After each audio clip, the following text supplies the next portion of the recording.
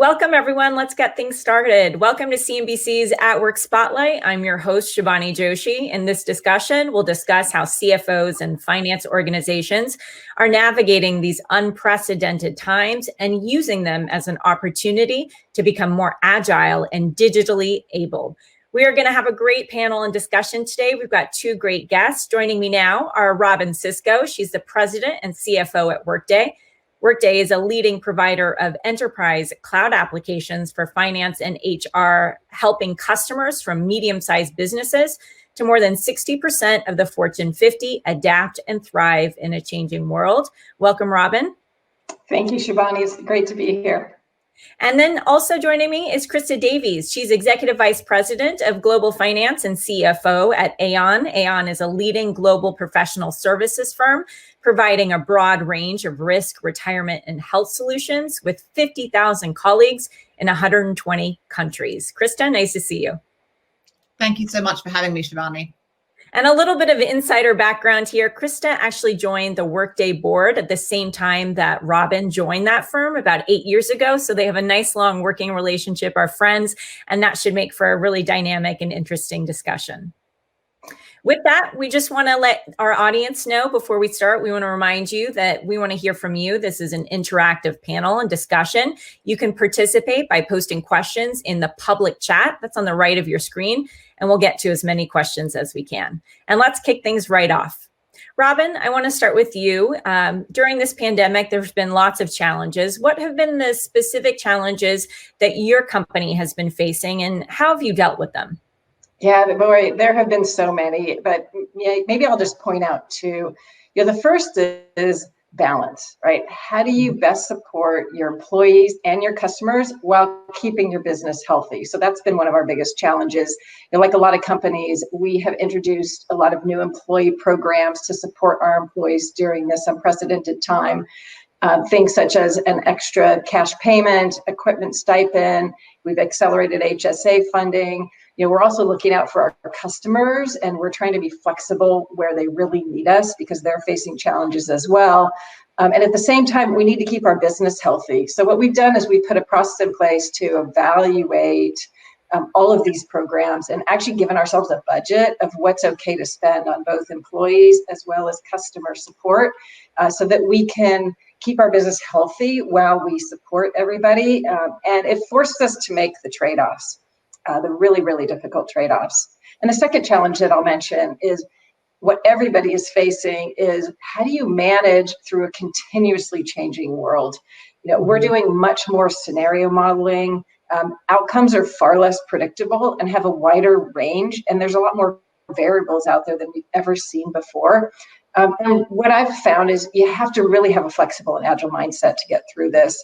And you have to take care of your company, but make sure you also take some risks, because if you're not willing to take some risks during these times, you're going to end up paralyzed and you're not going to do anything. And there's a great opportunity here as well for companies to emerge even stronger if you can invest in your company right now. Absolutely. That's going to be a great differentiator as we get out of the pandemic in the coming months and years ahead. Krista, what about you? So at Aon, we, as the leading professional services firm, focus on risk, retirement, and health, are really looking at what innovative new solutions we can develop for clients in this time, arguably, of their greatest need. And we've invested a lot in data analytics over the last 10 years to enable us to develop these new innovative solutions. And the pandemic is really raising the focus on long tail risks, whether that's the pandemic itself or cyber or climate change. And one of the biggest challenges our clients are facing is actually cyber risk. If you think about all the employees working from home, that increases the risk around cyber in a threat landscape where cyber is even more prevalent today. And with employees accessing a lot of the corporate systems over their personal devices, you've never been in a riskier place. And obviously the reputation impact of cyber incidents is so significant. And so at Aon in 2016, we invested in a company called Stroz Friedberg, which is the leading cyber event remediation firm in the world. They've remediated events over the last 15 years, over 5,000 of them. And that enabled us to actually learn things like, if you have a great cyber event plan in place to deal with this, you can halve the economic loss.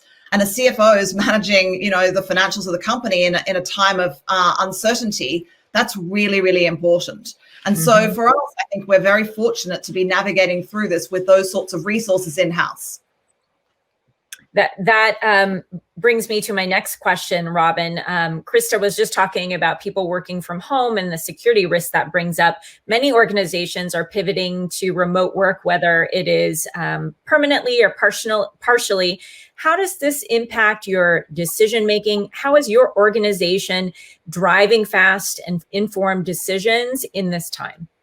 Yeah, it's a great question, because while decision making needs to be faster these days, the work from a home environment means it's inherently slower.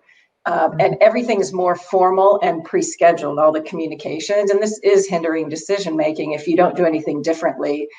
So, one of the things that I would suggest is remove all the formal processes where you can. So are you a consensus related, environment, trying to get consensus from everybody?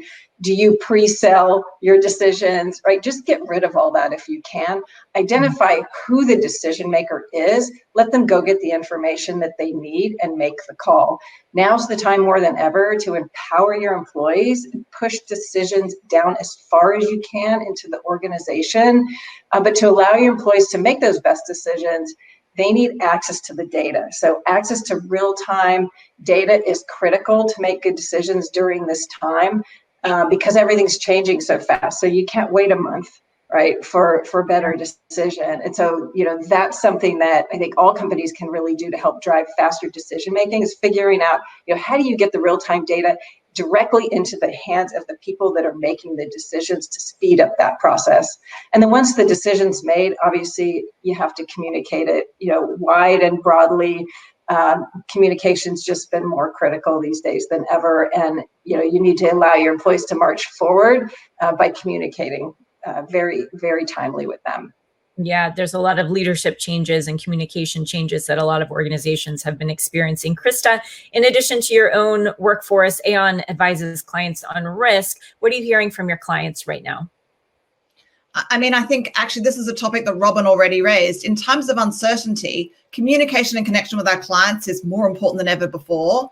And I'm actually personally talking to 3 to 4 CFOs a week, and have been since the beginning of this pandemic, really just comparing notes on the macro environment and what's on their minds. And I'll say, one of the things that's top of mind for all CFOs is, as Robin described, managing their workforce in such a time of uncertainty, whether that's returning to the office safely, whether that's managing their productivity at home, or whether that's managing mental health challenges, which are increasing as this time goes on. And to bring best practices together globally, Aon actually convened what we've called the Work Travel Convene Coalition. We were thinking about describing it as return to work, but we're all working so hard today that actually we really thought about it as the activities you do at work, whether that's work, whether that's traveling, or whether that's convening around employee talent and development, or actually meeting clients. And we've now got sort of 6 groups of clients in locations around the world: New York, Chicago, Madrid, Zurich, London, and Singapore. Over 100 clients comparing best practices on how do you manage through workforce productivity, how do you develop new health solutions when people are working from home and navigating through a health crisis. And actually, we're coming up with some amazingly innovative solutions. And also thinking through how do you manage a global workforce. And actually we're coming up with different solutions in Europe, in Asia, and in North America, because some of the needs are different. And so that's helping us build new innovative solutions for clients around a resilient workforce. Wow, it sounds very complex, yet also foundational for creating growth and new opportunities for the firm. At the same time, though, Krista, I know that you also have to forecast and plan, and we're in an environment of constant change and uncertainty. How are you supporting your forecasting and your planning efforts within your organization? So we've always had a very robust forecast from revenue through to free cash flow, obviously based on Workday, which has been fabulous. And we've really put in place since the beginning of March a sort of a worst case, a best case, and obviously the sort of closest to the pin forecast we've always had. And what I will tell you is that worst case forecast has been really helpful in making sure we're planning for the worst in terms of making sure cash and liquidity is rock solid. And equally just thinking about what downside risks could occur so that we can help mitigate that economic impact. And then on the upside, I think, and Robin referred to this earlier, it really helps us understand what are the big upside opportunities that we want to continue to invest in to ensure we're developing those innovative solutions for clients going forward. Because as you said, Shivani, it helps us accelerate growth and differentiate coming out of this crisis.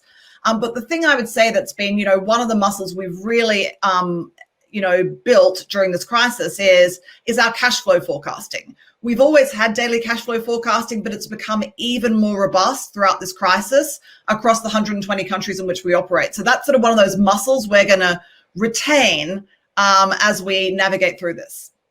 Great. And just wanted to address to the audience, we are having some lagging issues with videos, but the audio is working just fine. Everyone's working from home, as we all are. So thank you for being patient with us. We have some great knowledge being transferred here.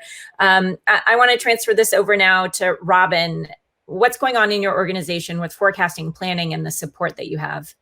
Yeah, so like Krista, we're doing a lot more broad forecasting than we ever did before. So we're running more scenarios. We've got a wider range of outcomes. We're playing with different variables. I'd say that just to add on what she said is we're also continuously planning. So instead of doing once a month forecast, we've got a living, breathing forecast that updates with real-time actuals as things happen within the business. And that's been more and more important. And frankly, I think that's here to stay, this continuous planning process. I don't think that goes away with the pandemic. I actually think that companies are going to continue to do that in the long run. We're also planning over a longer time horizon. So we used to annually do a 3-year plan, and now we're forecasting a continuous 3-year plan. And we're doing that because, sometimes the decisions you make this year don't actually impact you as much this year as they may the year after or the year after that. And so it's really important during these times that you understand the long-term implications of decisions you may be making during this time. And one more thing that I'll add, I think it's important too to take this opportunity to look at the metrics that you're using and to measure your business, right? Things are changing right now. Some metrics are becoming more important for us and others are becoming less important. And so taking a look at what those are and seeing if you can get those metrics more frequently than you did before. So we're trying to get metrics on a daily basis if we can, a weekly basis if we can, and that'll give you an early warning system to see if things are starting to go wrong so you can take action even faster.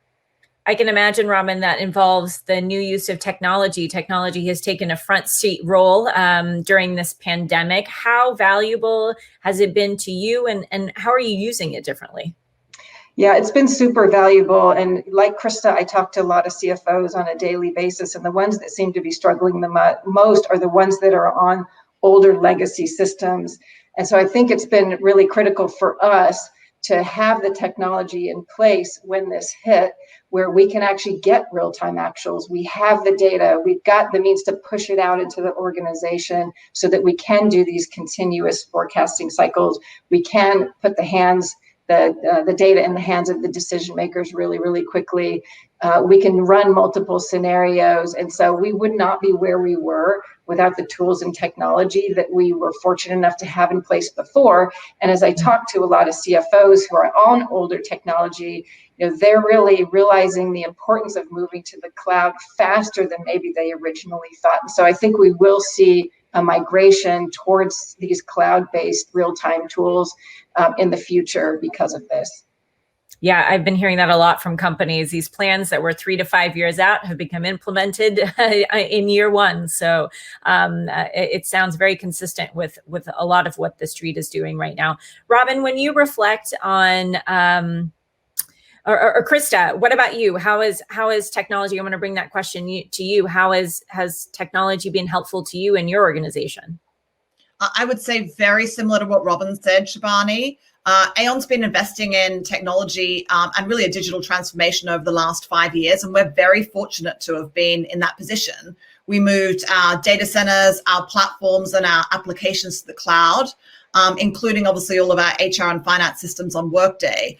And I think that's really, put us in a terrific position. And we've noticed that many of our peers are not in such a fortunate position, as Robin said, and are sort of struggling to keep up in this, remote working environment. And I will tell you that sort of really came to the forefront for us where, 5 days after we sent 50,000 employees to work from home, we had, everyone working from home seamlessly. no interruptions to client service, and no, changes to internal operations. People knew how to do it because they've been doing it that way for so long. And so we're very fortunate to have built that sort of capability well before this pandemic. Mm-hmm. Robin, when you reflect on the last few months, there's been a lot of learnings for CFOs and finance organizations. What are the big takeaways that you are moving and using into the future? So maybe I'll mention 3. We've learned a lot, obviously, but the first would be communication. And Chris and I both touched on this before, the importance of communication, particularly at this time where you miss out on the hallway conversations, you miss out on the informal interaction. So communication becomes more and more important with your employees, with your customers, with your peers. The second is, and I mentioned this before too, that I think continuous planning is here to stay. We have learned a lot of lessons about how unpredictable this world can be, and you never know what's going to happen. And so I believe that most companies will continue down this path of continuous planning into the future, even post-pandemic. The last thing I'll mention that I haven't brought up before is culture, right? And we have a very strong culture at Workday that we're very proud of, and we have core values that guide us and guide all of our decisions. And that has been really, really critical for us to managing through this time, and has been a significant advantage to us to get through this, because we can all look towards our core values. We're all operating off the same page, and we've really let those core values guide us. And having a strong culture really helps keep people together during times like this where the world is pushing you apart. Absolutely. It creates this sense of connectedness that everybody's needing right now. What about you, Krista? What are the big takeaways? Actually, Shivani, remarkably similar. I would say I'd start with communication. I think it's been incredibly important when people aren't together every day to communicate more frequently. And we're doing that in, individually, in small groups and in large forums. But I would say listening. I think, really understanding your employees and navigating the work-home divide, which has been really complicated. And I think people have a variety of issues, whether that's, working parents with remote schooling, whether that's mental health. There are so many issues. And I think just continuing to communicate and continuing to listen so we can provide that level of flexibility to employees to navigate that work-home divide, which is increasingly not a divide. The Right. second thing I say is really continuous learning.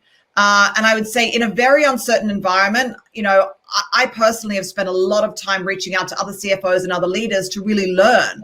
What are they seeing in the macro environment? What are they seeing in terms of the capital markets? What are they, doing that's actually, making a difference in their business? And so just that constant learning and constant improvement, I think, given it's so uncertain, is really helpful.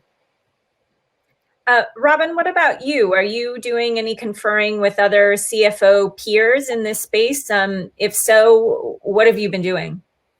Yeah, I've been doing a couple things. There are formal CFO networks that I belong to, and a lot of them have gone over and aboard to bring the groups of CFOs together and have discussions specifically related to these uncertain times and to the pandemics. And that's been super, super helpful, tapping into those networks to hear what's going on and what other challenges other CFOs are facing and ideas that they have, right? Because that's been super helpful, and I've adopted a lot of the things that I've heard other CFOs doing, and hopefully they've learned some stuff from me as well.